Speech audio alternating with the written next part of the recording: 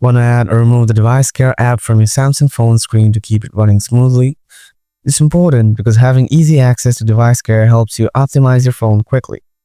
If you're not sure how to do it, don't worry. I'll show you exactly how to add or remove the DeviceCare app on your screen. Let's get started. First, open up the settings, then scroll down and find out the DeviceCare option.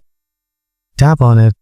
After that, tap on the three dots icon from the top right corner. Next, tap on Settings. Toggle on the Show DeviceCare on App screen. Now go back to the home screen. Here is your DeviceCare app. Now you can optimize your phone with a click by tapping this app.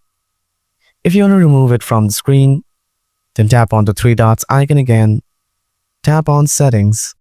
Now simply toggle it off. And it's removed. Alright everyone, I hope this video helped you. If you have any questions, just drop them in the comments. I'll see you in the next one.